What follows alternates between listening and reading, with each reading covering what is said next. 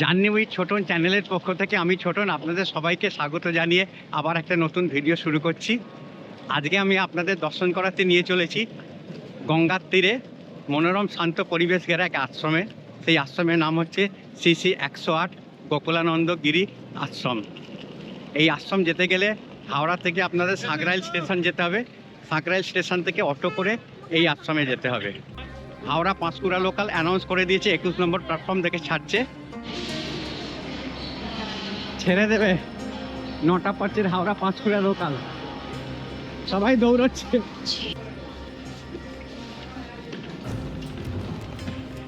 একদম ফাঁকা ট্রেন।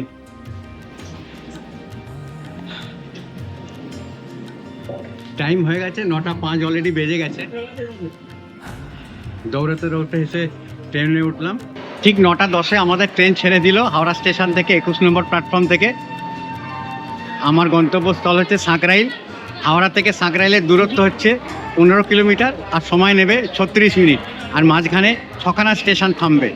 চলুন তাহলে আবার আপনাদের সঙ্গে আমার কথা হবে সাঁকরাইল স্টেশনে নামার পর।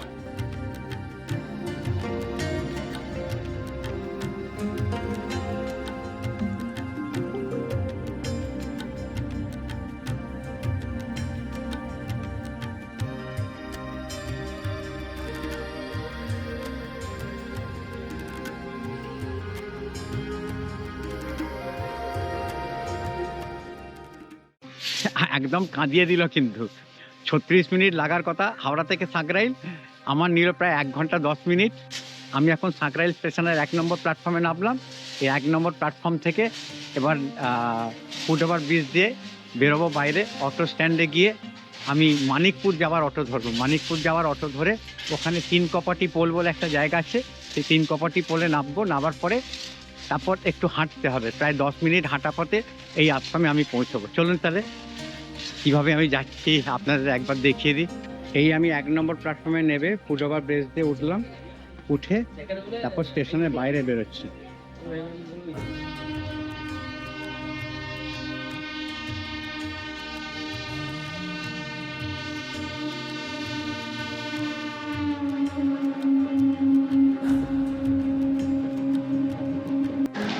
এই সাঁকরাইল স্টেশনের টিকিট কাউন্টার, এর সামনে দিয়ে বেরোবো।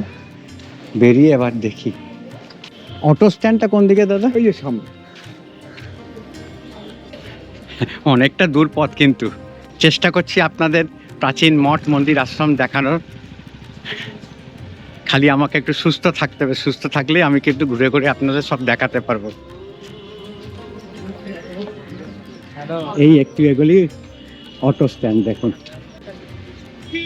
দাদা মানিকপুর যাওয়ার অটোটা কোনটা স্ট্যান্ড? এইটা এখানেই পাবেন আপনি। আচ্ছা, এখান থেকে 3 কপাটি পোলটা কত দূর? ওই ধরুন 4-5 কিলোমিটার, 5 কিলোমিটার তো বটেই। তার মানে এই অটো ভর্তি হলে তারপর যাওয়া যাবে? হ্যাঁ, মানে এইটা লাইন না না, ওই পরপর এই আছে গাড়ি। এবার কি আছে? চলো বসা যাক। স্টেশন থেকে বেরিয়ে অটো স্ট্যান্ডে এলাম। অটো স্ট্যান্ডে এসে মানিকপুর যাওয়ার অটোতে উঠলাম। বেশ, এখান থেকে প্রায় 4 কিলোমিটার দূর হচ্ছে 3 কপাটি পোল। আর এই অটো যতক্ষণ না ভর্তি হবে ততক্ষণ কিন্তু ছাড়বে না। আমি অটো ড্রাইভারকে জিজ্ঞেস করলাম, উনি বললেন যে 14 টাকা ভাড়া এখান থেকে সাঁকরাইল স্টেশন থেকে, আর মোটামুটি 15 মিনিট সময় লাগবে। তো আবার আপনাদের সঙ্গে আমার কথা হবে 3 কপাটি পোলে নামার পর। তারপর ওখান থেকে আমি হাঁটা পথে কীভাবে এই আশ্রমে যাব সেটা আপনাদের ডিটেলসে দেখাচ্ছি। এখানকার যে টোটো দেখলাম মোটামুটি 9 জন প্যাসেঞ্জার আর 1 জন ড্রাইভার, 10 জন। তো 10 জন হয়ে গেল। এবার টোটো ছেড়ে দিল আমাদের।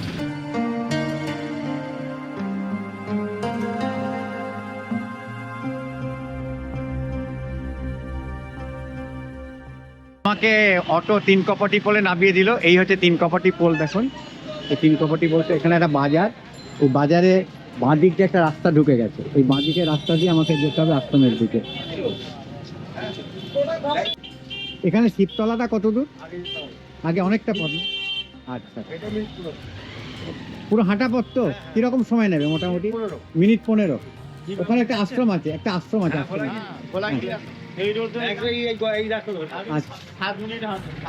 এই যাওয়ার পথে একটা মানিকপুর মুক্তিপণ সুস্বাস্থ্য কেন্দ্র পড়বে বাঁদিকে। শিবতলা সোজা ডান দিকে ওই আশ্রমটা কোন দিকে? আশ্রম সোজা? আচ্ছা, এই যে আশ্রম আপনাদের আমি নিয়ে যাচ্ছি একদম গঙ্গার তীরে, কিন্তু মা গঙ্গার তীরে এই আশ্রম অবস্থিত। একদম কোলাহল মুক্ত, শান্ত, মনোরম পরিবেশ ঘেরা এই আশ্রম। খুব ভালো লাগবে দেখবেন। একদম একদম গ্রাম্য পরিবেশে এই আশ্রম। চারিধারে গাছ আর মাঝে মাঝে দু চারটে পাকা বাড়ি দেখছি। প্রায় আমি হাঁটছি 12 মিনিট ধরে। এই সামনে এসে গেছে আশ্রম। আশ্রমের গেট আমার চোখে পড়ছে। আমি একদম আশ্রমের প্রবেশদ্বারের সামনে চলে এসেছি। প্রবেশদ্বারের একদম সামনে সুন্দর একটা পুষ্করিণী দেখুন।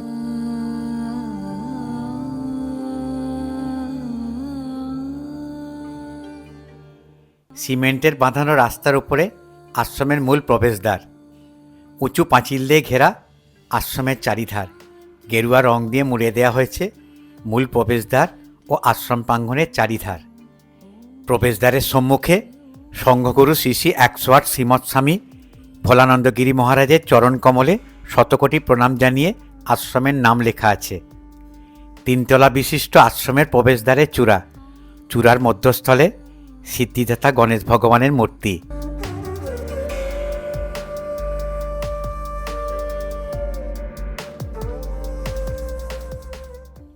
মূল প্রবেশদ্বারের পাশে ছোট একটি প্রবেশদ্বার, যেখান দিয়ে আমরা আশ্রমে প্রবেশ করব। আশ্রমে প্রবেশ করেই সামনে গেরুয়া বসনে মহারাজকে দেখে মনে এক প্রকার আলোড়নের সৃষ্টি হলো, যা বলে বোঝানো যাবে না। আশ্রম প্রাঙ্গণে প্রবেশ করেই সামনে নানান গাছে ভরা বিশাল খোলা জায়গা।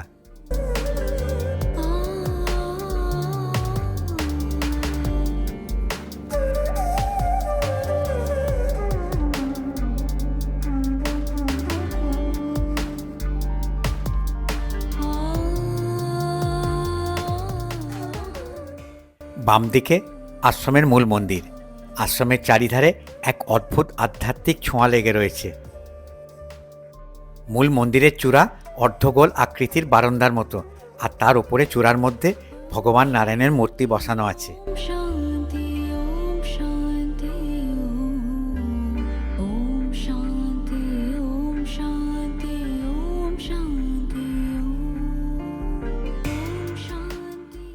আমার ক্যামেরার চোখ দিয়ে আশ্রম প্রাঙ্গণটা এক ঝলক দেখে নিই।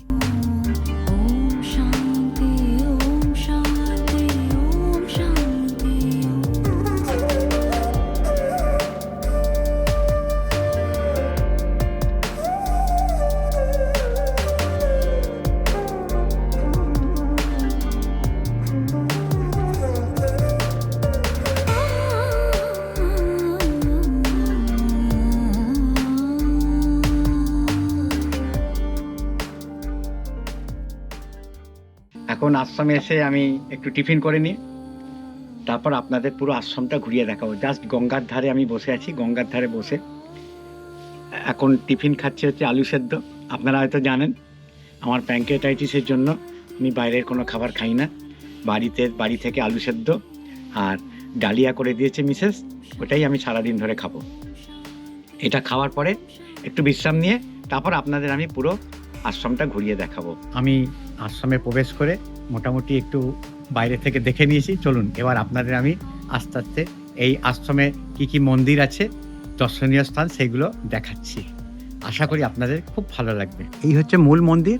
মূল মন্দিরের পাশে অনেকগুলি ছোট ছোট মন্দির আছে এবং এই আশ্রমের যে প্রতিষ্ঠাতা ওনার সমাধি মন্দির আছে। চলুন আগে ওই জায়গাগুলো আপনাদের দর্শনীয় স্থানগুলো দেখিয়ে দিই, তারপর সর্বশেষে আমি মূল মন্দিরে চলে আসবো। আর মা গঙ্গাকে তো আপনাদের দেখাতেই হবে। আর এখানে কিন্তু মা গঙ্গার দেবীও আছে, উনিও পূজিত হন। হরিদ্বারের ভোলাগিরি আশ্রমের প্রতিষ্ঠাতা শ্রী শ্রী 108 শ্রীমৎ স্বামী ভোলানন্দগিরি মহারাজ ছিলেন একজন মহান সাধক ও ঋষি। তার জীবনের মূল মন্ত্র ছিল ঈশ্বরানুরাগ ও আর্তের সেবা ও মানুষকে জাগতিক মোহ থেকে মুক্ত করে আধ্যাত্মিক পথে নিয়ে যাওয়া। আশ্রম দর্শনের আগে আপনাদের এই আশ্রমের গুরু পরম্পরাটা একবার বলে রাখি। এই ভোলাগিরি পরম্পরার দ্বিতীয় মহামণ্ডলেশ্বর শ্রী শ্রী 108 শ্রীমৎ স্বামী মহাদেবানন্দগিরি মহারাজের কাছ থেকে দীক্ষা নেন শ্রী শ্রী 108 স্বামী গোকুলানন্দগিরি মহারাজ, যার নামে এই আশ্রম। ওনার সন্ন্যাসগুরু ছিলেন ভোলাগিরি পরম্পরার তৃতীয় মহামণ্ডলেশ্বর শ্রী শ্রী 108 স্বামী স্বরূপানন্দ গিরি মহারাজ, শ্রী শ্রী গোকুলানন্দ গিরি মহারাজের সুযোগ্য সন্তান শ্রী শ্রী 108 নীলানন্দ ব্রহ্মচারী মহারাজ এই আশ্রম গঙ্গার পশ্চিম তীরে প্রতিষ্ঠা করেন 2005 সালে। ওনার দীক্ষাগুরু ছিলেন স্বামী গোকুলানন্দের শিষ্য শ্রী শ্রী 108 শ্রীমৎ স্বামী নর্মানন্দ গিরি মহারাজ। এটাই হচ্ছে এই আশ্রমের গুরু পরম্পরা। পরিষ্কার চলছে আশ্রম? এই আমার সামনেই বাড়ি এখানে। আচ্ছা এই মাঝে সাঝে এখানে আসি, একটু পরিষ্কার করি। আচ্ছা আচ্ছা, আর মানে কিছু তো আর পয়সা দিয়ে হয় না, মন থেকে যেটা চাই সেটা। যেটা চাই সেটাই পাওয়া যাবে। আচ্ছা আচ্ছা, ঠিক আছে, খুব ভালো।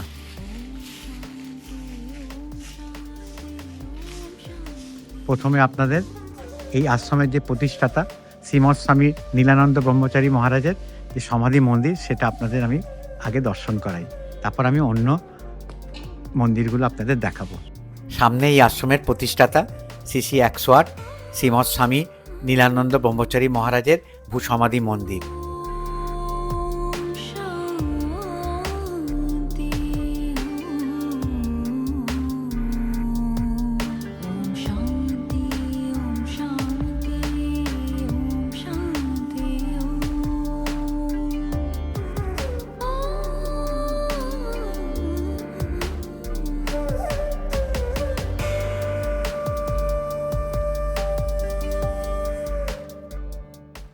সমাধি মন্দিরের পাশেই শত বছরের প্রাচীন একটি বটবৃক্ষ, যার শীতল ছায়ায় সমাধি মন্দির প্রাঙ্গণ এক অসাধারণ রূপ নিয়েছে। আশ্রম নির্মাণের সময় এই প্রাচীন শত বছরের বটবৃক্ষকে কোনো কষ্ট না দিয়ে তার গোড়ায় বেদি নির্মাণ করা হয়েছে, যাতে ভক্তরা গঙ্গা তীরে এই বেদিতে বসে এক মনে ধ্যান করার সুযোগ পায়। এই পবিত্র স্থানে দাঁড়িয়ে মনে হচ্ছে আমি যেন কোনো তপবনে চলে এসেছি। ডান দিকে 4 চূড়া বিশিষ্ট মন্দির, প্রত্যেক চূড়ায় ওম লেখা খোদাই করা আছে। মন্দিরের সামনে সেবায়েতদের থাকার ঘর। চলুন এক এক করে মন্দিরগুলি দর্শন করি।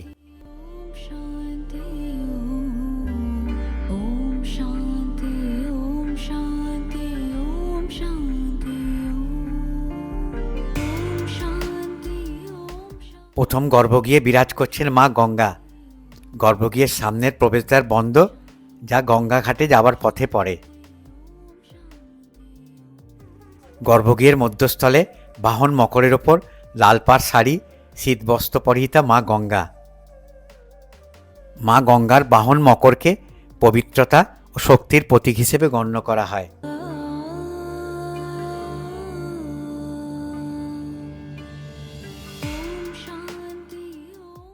মায়ের বাম পাশে বিরাজ করছেন স্বয়ং প্রভু জগন্নাথ দেব।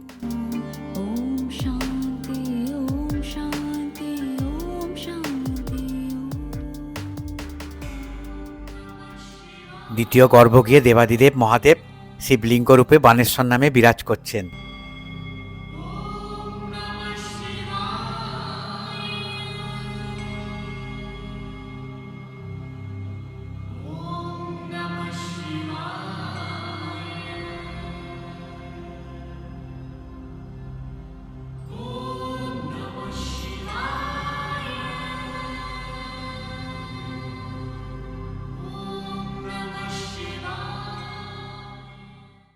দেবাদিদেবের পাশে ভগবান বজরংবলী বিরাজ করছেন।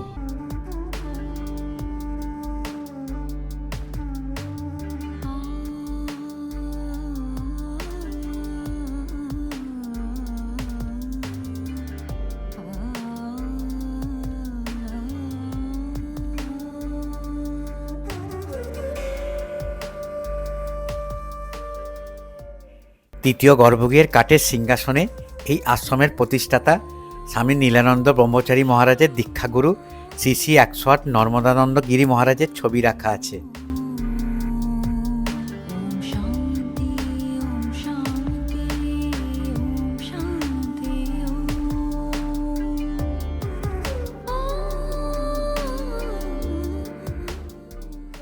চতুর্থ গর্ভগৃহে কাঠের সিংহাসনে শ্রী শ্রী 108 স্বামী গোকুলানন্দ গিরি মহারাজের ছবি পূজিত হয়।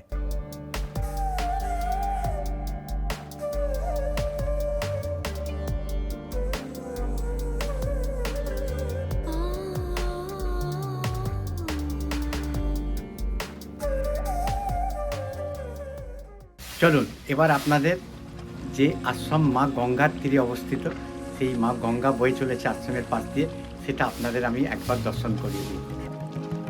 গঙ্গাঘাট যাওয়ার পথে বাম দিকে পড়বে মা গঙ্গার মন্দির, যা আমরা ভেতর থেকে এইমাত্র দর্শন করে এলাম।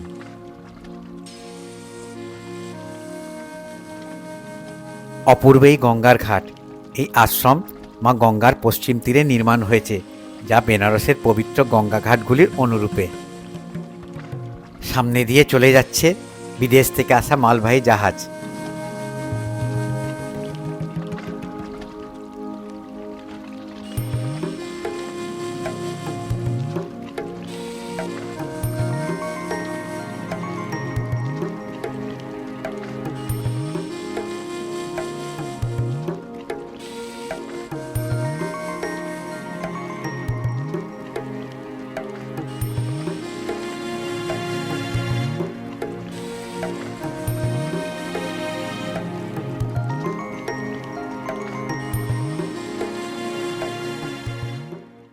অপূর্ব শান্ত মনোরম পরিবেশ ঘেরা এই আশ্রম পাশ দিয়ে মা গঙ্গা বয়ে চলেছে। এত ভালো লাগছে, মন একদম শান্তিতে ভরে গেছে। আমি আশা করব আমার ভিডিও যদি আপনাদের পছন্দ হয়, তাহলে এই আশ্রম আপনারা একবার দর্শন করে যাবেন। একটু কষ্ট হবে, অটো থেকে নামার পর প্রায় 10-12 মিনিট আপনাকে হাঁটতে হবে। আর আপনারা যদি চান তাহলে একদম সাকরাইল স্টেশন থেকে আপনারা এই আশ্রমের অটো বুক করে চলে আসবেন। তো খুব ভালো লাগছে। আর আমার একটা অনুরোধ, কিন্তু এই আশ্রমে যদি আমার ভিডিও দেখে আপনারা আসেন, তাহলে মহারাজের সাথে একদিন আগে টেলিফোনে কথা বলে নেবেন। আমি টেলিফোন নাম্বারটা আপনাদের দিয়ে দেবো নিচে, এই স্ক্রিনের নিচে দিয়ে দিচ্ছি। তাহলে মহারাজ একটা সুযোগ পাবে যে এখানে প্রসাদের ব্যবস্থা করার। তাই আমি আশা করব আমার ভিডিও দেখার পর আপনারা অতি অবশ্যই এই আশ্রম দর্শন করতে আসবেন। খুব ভালো লাগছে, মানে গঙ্গার তীরে এত মনোরম পরিবেশ, শান্ত পরিবেশ, মন একদম শান্তিতে ভরে যাচ্ছে। আমি প্রসাদ গ্রহণ না করলেও আশ্রম কর্তৃপক্ষ আমার জন্য প্রসাদের ব্যবস্থা করেছিলেন, তাই আমি প্রসাদের মূল্য সর্বনিম্ন 101 টাকা দিয়েছি। এই আশ্রমে আপনি যা অনুদান দেবেন তার রিসিপ্ট আপনাকে আশ্রম কর্তৃপক্ষ দিয়ে দেবেন। আপনাদের কাছে আমার একটা অনুরোধ থাকলো, আপনাদের কাছে যদি কোনো প্রাচীন মঠ মন্দির আশ্রমের সন্ধান থাকে, তাহলে আপনারা আমার এই নিচে হোয়াটসঅ্যাপ নাম্বারে জানাবেন মেসেজ করে। তাহলে আমি আমার সাধ্যমতো চেষ্টা করব আপনাদের কাছে সেই প্রাচীন মঠ মন্দির আশ্রম আমার ভিডিওর মাধ্যমে তুলে ধরার। আমি আমার হোয়াটসঅ্যাপ নাম্বারটা নিচে দিয়ে দিলাম, আপনারা অতি অবশ্যই মেসেজ করে জানাবেন। এই আশ্রমে আপনারা যদি আসেন, তাহলে প্রসাদের কথা বলে দিলুম। আর রাত্রিবাসের কোনো ব্যবস্থা নেই, এখনো অবধি হয়ে ওঠেনি, সেটাও আমি আপনাদের জানিয়ে দিচ্ছি। আর এখানে টয়লেট আছে, টয়লেটটাও আপনাদের বলে দিচ্ছি, কেননা অত দূর থেকে আপনারা যদি আসেন, টয়লেট তো দরকার মহিলা এবং পুরুষদের জন্য, এই টয়লেটও আছে। আমি এখন এই আশ্রমের দায়িত্বে থাকা মহারাজের সঙ্গে দুটো কথা বলে নেবো, সম্পর্কে জানবো, এই আশ্রমের আদর্শ সম্পর্কে জানবো। তার সাথে আরেকজন সেবায়েত আছেন, উনি এই আশ্রম সম্পর্কেও আমাকে কিছু তথ্য দেবেন, যাতে এই আশ্রম সম্পর্কে আপনাদের একটা ধারণা সৃষ্টি হয় এবং সেই ধারণার উপর ভিত্তি করে আপনারা এই আশ্রমে আসেন। মূল হচ্ছে হরিদ্বারে বিল্লাঘাটে শ্রীমৎ স্বামী 108 ভোলানন্দগিরি মহারাজের মূল আশ্রম সেখানে আছে গঙ্গার ধারে। সেই আশ্রমের আদর্শ অনুযায়ী শ্রীমৎ স্বামী নীলানন্দগিরি মহারাজজি এবং এই আশ্রম মন্দিরে তারই প্রতিষ্ঠিত, এবং তিনি আপ্রাণ চেষ্টা করেছেন আশ্রমটাকে আরও জনপ্রিয় করার জন্যে। আমিও হরিদ্বার থেকে এখানে এসেছি। মূল চিন্তা আধ্যাত্মিক চিন্তার মধ্যেই আমরা রাখি। আমাদের কাছে কোনো ভেদ নেই, যে কৃষ্ণ সেই শিব, সেই দুর্গা সেই কালী, একই লোক, নাম আলাদা। মানুষের সামাজিক সাংসারিক জীবনে যখন অশান্তি বাতাবরণ তৈরি হয়, শান্তি পাওয়ার জন্যে এই গঙ্গার ধারে, হরিদ্বারেও গঙ্গার ধারে উনি এই আশ্রম প্রতিষ্ঠা করেছেন। খুব নির্জন শান্ত পরিবেশ। এখানে আসলে আপনি ধরুন রামকৃষ্ণদেব বলেছেন যে কোনো জায়গায় নির্জনের স্থানে গিয়ে একলা দেবকল্প পরিবেশের মধ্যে নিজের অন্তরের ভেতরে যদি আমরা চিন্তা করতে পারি, তাহলে আমার প্রকৃত আধ্যাত্মিক উপলব্ধির রাস্তা পরিষ্কার হবে। আচ্ছা, আপনি এই আশ্রমের কি সেবায়ত? আমি সেবায়। আচ্ছা আচ্ছা, এখানে যদি কোনো দর্শক আসতে চান, তাহলে ওনারা যদি, কেন দূর থেকে, এখানে তো কোনো খাওয়া দাওয়ার ব্যবস্থা নেই বাইরে, তো আপনারা কি কোনো প্রসাদের ব্যবস্থা করতে পারেন যদি আগে থেকে খবর হ্যাঁ, দেন? যেহেতু যদি আগে আশ্রমের সঙ্গে যোগাযোগ করে যদি আসতে চান তাহলে প্রসাদ পাবেন। আচ্ছা, কিরকম মানে আপনাদের ফোন নাম্বারটা যদি বলেন, তাহলে আমি তাহলে নিয়ে এই মোবাইলের স্ক্রিনে দিয়ে দেবো, মানে কার সঙ্গে। আপনাকে জানিয়ে দেবো। আচ্ছা, আমাকে জানিয়ে দেবেন। আর এই প্রসাদের কোনো নির্ধারিত মূল্য আছে কি? না, আমাদের আশ্রমের তরফ থেকে প্রসাদের কোনো নির্ধারিত মূল্য নেই। যিনি আসবেন তার ইচ্ছা অনুযায়ী যা কিছু দিতে পারে। বলবো, দানের ওপরই তো এই মঠ আশ্রম মন্দিরগুলো চলে, সুতরাং দান যদি আপনারা না পান, তাহলে তো আপনাদের পক্ষেও তো এরকম ক্রমাগত মানুষ আসবেন, দর্শনার্থী আসবেন, তাদের তো প্রসাদ দেওয়ার সুযোগ হবে না। তাই আমিও তো আমার ভিডিওতে সবসময় বলে থাকি যে আপনারা সাধ্যমতো যখন দর্শনের পর প্রসাদ গ্রহণ করবেন, তার একটা কিছু মূল্য দেবেন, যাতে তাই আশ্রম কর্তৃপক্ষের পরিষেবাটা আরও উন্নত মানের হয়। তো সেইটা আমি আমার দর্শকদের জানিয়ে দিয়েছি। আর আমার খুব ভালো লেগেছে আশ্রমটা। আচ্ছা, আশ্রম কটার সময় খোলে? সকালবেলা 8টায় খোলা হয়, হুম 12টা পর্যন্ত খোলা থাকে, হুম 12টা বন্ধ করে দেওয়া হয়, আবার 4টার সময় খোলা হয়, এই রাত্রি 8টা পর্যন্ত। ঠিক আছে, অনেক অনেক ধন্যবাদ আপনাদের। আপনাকেও ধন্যবাদ যে এই যে আপনি প্রচার করছেন মানুষকে এখানে আসবার জন্য। এ তো আশ্রমের পক্ষ থেকে আমরা আপনাকে আন্তরিক ধন্যবাদ, কৃতজ্ঞতা জানাচ্ছি। ধন্যবাদ। এবার আমরা এই আশ্রমের মূল মন্দির দর্শন করব। 5 ধাপ শ্বেতপাথর দিয়ে মোড়া অর্ধ আকৃতি সিঁড়ি দিয়ে উঠে সামনে অপূর্ব নাট মন্দির। নাট মন্দিরের দেওয়ালে ভারতবর্ষের সব মহান সাধক ও ঋষিমণিদের ছবি টাঙানো আছে ও তার নিচে তাদের বাণী লেখা রয়েছে। নাট মন্দিরে প্রবেশ করেই মনে হলো এখানে বসে এক মনে গুরুকে স্মরণ করে ভগবানের উদ্দেশ্যে ধ্যান করি। 3 খিলান বিশিষ্ট গর্ভগৃহের প্রবেশদ্বার।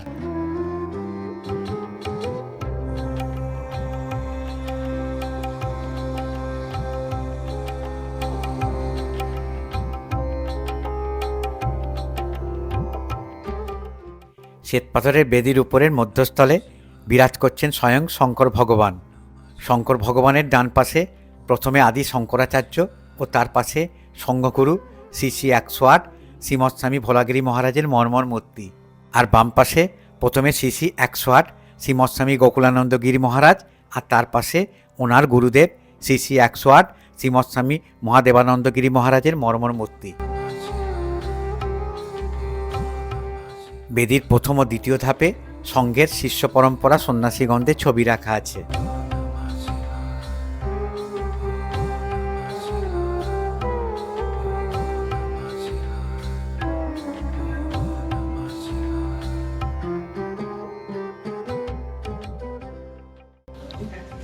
আশ্রমের গর্ভগৃহের পাশেই কিন্তু আশ্রমের ভোগঘর। নাট মন্দিরের ডান দিকে আশ্রমের ভোগ রন্ধনশালা।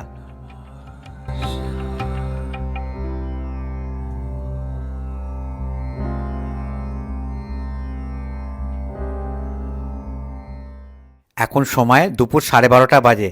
গর্ভগৃহ বন্ধ হয়ে যাচ্ছে। এবার গর্ভগৃহে ভোগ নিবেদন করা হবে।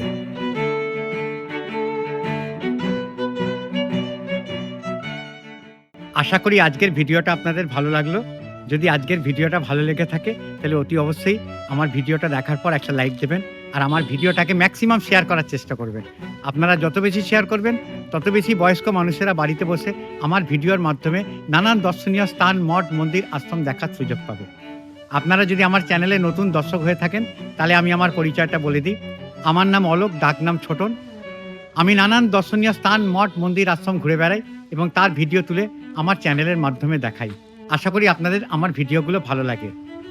আমার ভিডিওগুলো যদি ভালো লেগে থাকে, তাহলে আমি আপনাদের বলবো আমার চ্যানেলকে সাবস্ক্রাইব করে বেল আইকনটা টিপে দেবেন। তাহলে আমি যখনই কোনো নতুন ভিডিও আপলোড করব বা অন্য কিছু ইনফরমেশান ইউটিউবে আপলোড করব, তার নোটিফিকেশান আপনাদের মোবাইলে সঙ্গে সঙ্গে চলে যাবে। তাহলে আমি ভিডিওটা আজ এখানেই শেষ করছি। আবার আমি আপনাদের সামনে হাজির হব একটা নতুন ভিডিও নিয়ে আমার চ্যানেল জার্নি উইথ ছোটনের মাধ্যমে। তাহলে ভিডিওটা আজ এখানেই আমি শেষ করলাম।